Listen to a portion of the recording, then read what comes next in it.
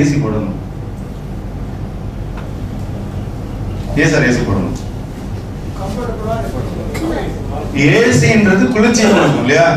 குளிரான இடத்துல இருந்தா நமக்கு சோர்வு ஏற்படாது, நல்லா பிரிஸ்கா இருக்கும். இது யார் கற்றுக் கொடுத்தா? இயற்கை கற்றுக் கொடுத்தது. எப்ப கற்றுக் கொடுத்தது? ஐப்பசி, கார்த்திகை, மார்கழி, தை மாதங்களில் குளிர் இருக்கும். அந்த குளிர் காலங்களில் போர்வையை போத்திட்டு சொகுசா 9 மணி வரைக்கும் தூங்குவோம். ஆனா சித்திரை, வைகாசி, ஆணி, ஆடி எல்லாம் வந்துருச்சுன்னா காலம்பர 4 மணி ஆனாலும் ஏற்றுக்கொண்டு அப்பதான் போய் குளிச்சுட்டு பாத்ரூம்ல இருந்து வெளியில வருவோம். டவல்ல தோட்டிட்டே இருப்போம், ஈரமாவே இருக்கும். ஏன்னா தோட்ட வேர்வை வந்துட்டு இருக்கும். அப்போ இயற்கை நமக்கு ஒரு ஃபார்முலா சொல்லி கொடுத்தது. வெயில் காலங்களில் வெக்கையில் நீ கஷ்டப்படுவாய், உனக்கு வேர்க்கும், சரியா தூக்கம் வராது. குளிர்காலத்தில் நன்றாக உறங்குவாய் என்ற ஃபார்முலாவை யார் கற்றுக் கொடுத்தா? இயற்கை. விதைக்குள்ளேயே இந்த உயிர், நீ விதைக்குள்ளேயே உயிருடன் இரு, உன்னை சுற்றி சரியான கால்நிலை வரும் பொழுது நீ உந்தி வெளியே வா என்று கற்றுக் கொடுத்தது இயற்கை. முட்டைக்குள் இருக்கும் பறவைக்கு சரியான கால்நிலை வந்தவுடனே, பருவம் வந்தவுடனே முட்டையை உடைத்துக் கொண்டு வெளியே வா என்று சொன்னது இறைவனும் இயற்கை.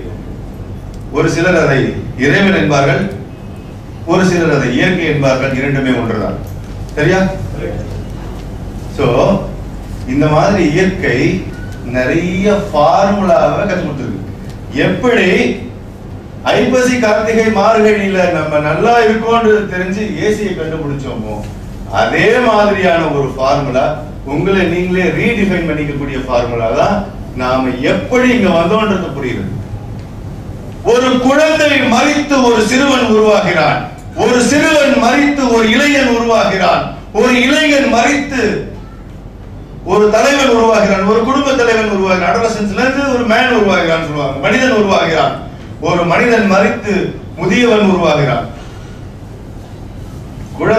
குழந்தைத்தன்மை இறக்காத வரைக்கும் அது பையன் ஆக முடியாது. கரெக்டா?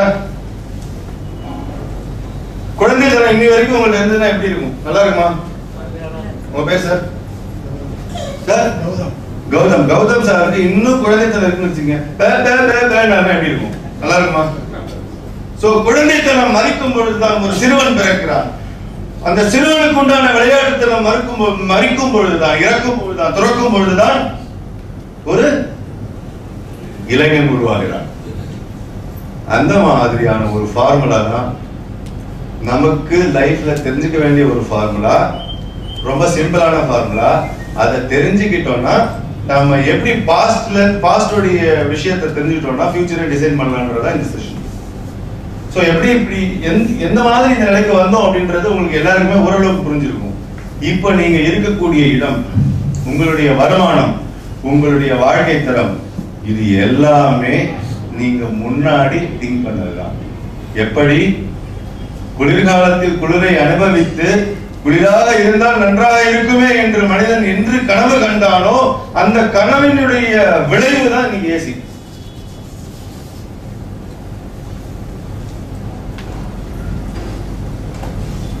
நீங்க சின்ன வயசுல பேச முடியாம இருக்கிற சமயத்துல பேச ட்ரை பண்ணதுக்கு காரணம் என்னன்னா, உங்களை சுத்தி இருக்கிற உங்களுடைய சகோதரர்களும் பெரியவர்களும் பேசுவதை கேட்டு அதே மாதிரி நானும் பேசணும்னு ஆசைப்பட்டீங்க. அதனாலதான் உங்களுக்கு பேச்சு வந்தது இல்லையா? தவழ்ந்து கொண்டிருக்கும் வயதிலே, நடக்க முடியாத வயதிலே உங்கள் முன்னாடி நடந்து போற பெரியவர்களையும் சிறுவர்களையும் சகோதரர்களையும் தோழர்களையும் பார்த்து நானும் நடக்க வேண்டும் என்று நீங்கள் ஆசைப்பட்டீர்கள். அதனால் நடந்தீர்கள். ஆசைனா சின்ன ஆசை கிடையாது, தீவிரமான ஆசை. எத்தனை முறை கீழே விழுந்தாலும் திரும்பி ட்ரை பண்ணோம் இல்லையா? முன்னாடி விழுந்திருப்போம், பின்னாடி விழுந்திருப்போம், அந்த உடத்திற்கும் காலில் அடிபட்டிருக்கும், கையில் அடிபட்டிருக்கும். இருந்தாலும் ஒரே ஆசை, ஒரே இலக்கு என்ன? நடக்க வேண்டும். எத்தனை முறை விழுந்தாலும் திரும்ப முயற்சி செஞ்சோம், ஒரு நாள் நடந்துட்டோம். ஸ்கூலுக்கு படிக்க போனோம். 6th 7th 8th 9th 10th வரைக்கும் அப்படியே படிச்சுட்டே வரும்போது +1 +2 போகணும் அப்படிங்கிற விஷயம் வந்து நமக்குள்ள ஒரு ஆசை ஏற்பட்டவங்க 10th தாண்டி +1 வந்தாங்க. +1 +2 போகணும்னு தீவிரமா நம்பாதவங்க, ஆசைப்படாதவங்க, உந்துதல் இல்லாதவங்க அதோட நிப்பாட்டினாங்க. நிறைய விஷயங்கள் வந்து +1 போறதுக்கு உங்களை ஆசை ஊட்டிருக்கும். காமனான விஷயம் என்னன்னா டவுசர் டு பேண்ட். 10th வரைக்கும் ஸ்கூல்ல என்ன யூனிஃபார்ம்? ஜென்ஸுக்கு ட்ரவுசர் சட்டை. +1 +2ல பேண்ட் ஷர்ட். நான் அதுக்கு தான் ஆசைப்பட்டு +1 போனேன். சோ நம்ம ஆசைப்படுறது எதுவா இருந்தாலும் சரி, எதன் மேல நமக்கு தீவிரமான ஆசை இருக்கோ அந்த ஆசை தான் நம்மள எத்தனை முறை சோதனை வந்தாலும், எவ்வளவு பெரிய சோதனை வந்தாலும் அதுல இருந்து நம்மள வழிநடத்தி கொண்டு போறோம். சோ இப்போ நீங்க நல்லா யோசிச்சு பாருங்க. இப்போ நீங்க இருக்கிற ஊரு, இப்போ நீங்க இருக்கிற தெரு, இடம், வீடு, வாகனம், வாழ்க்கை, வசதி, வருமானம், இது எல்லாமே நீங்க முன்னாடி இந்த மாதிரி வரணும்னு ஆசைப்பட்டதுடைய நனவுதான். இது யாராவது மறுக்கிறீங்களா? ஒத்துக்கிறீங்களா? ஒத்துக்கிறீங்கன்னா சே எஸ். ஒத்துக்கிறீங்களா? ஒத்துக்கிறீங்களா? இல்ல சார் நான் ஆசைப்பட்டேன் ஆனா எனக்கு கிடைக்கல அப்படின்ற மாதிரி இருக்கும். ஆனா திரும்பி திரும்பி திரும்பி திரும்பி திரும்பி நீங்க உங்களை தோண்டி பாருங்க, உங்களை ஆராய்ச்சி பண்ணி பாருங்க. நீங்க என்ன நினைச்சீங்களோ அதுதான் இன்னைக்கு. நீங்க எத்தனை பேரு உங்க சேல்ஸ் மேனேஜர் அப்ரோச் பண்ணிருக்காங்க அட்வைசர் ஆகிறதுக்கு?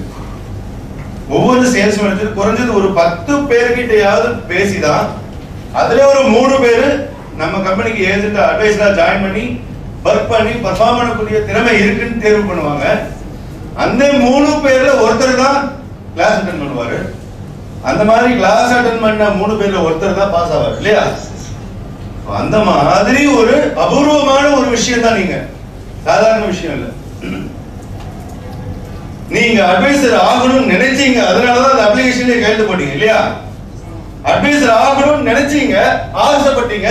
நானும் இன்சூரன்ஸ் விற்க முடியும் நம்பினீங்க. உலகத்திலே ரொம்ப டஃப்பான தொழில் இன்சூரன்ஸ் விற்கிறதா எல்லாரும் சொல்லுவாங்க.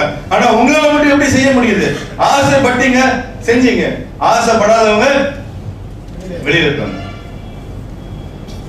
உங்களுடைய கடைசி கல்வி தகுதி 10th இருக்கலாம், +2 இருக்கலாம், காலேஜா இருக்கலாம், எதுவா வேணா இருக்கலாம். மனசை தொட்டு நீங்க சொல்லுங்க, உங்களுடைய கடைசி படிப்பு இதுதான் அப்படின்னு உங்களுக்கு தெரிய வரும்போது யாரை பார்த்து அது மாதிரி ஆகணும்னு நீங்க ஆசைப்பட்டிருப்பீங்க? யாரை பார்த்து அது மாதிரி ஆகணும்னு ஆசைப்பட்டிருப்பீங்க? சம்பாதிக்கிறவங்கள யாரை பார்த்து ஆசைப்பட்டீங்களா? படலையா? அதனாலதான் நீங்க இங்க இருக்கீங்க. மத்தவங்க எல்லாம் எனது சகோதரிகள் நான் ஒரு வார்த்தை கேட்கணும்னு ஆசைப்படுறேன். எத்தனை பெண்கள் இன்று கிச்சனோட தன்னுடைய டியூட்டி முடிச்சுக்கிறாங்க. ஆனா நீங்க மட்டும் ஏன் ஒரு அட்வைசரா, சாதனையாளரா வரணும்? மத்தவங்க ஏன் வரல?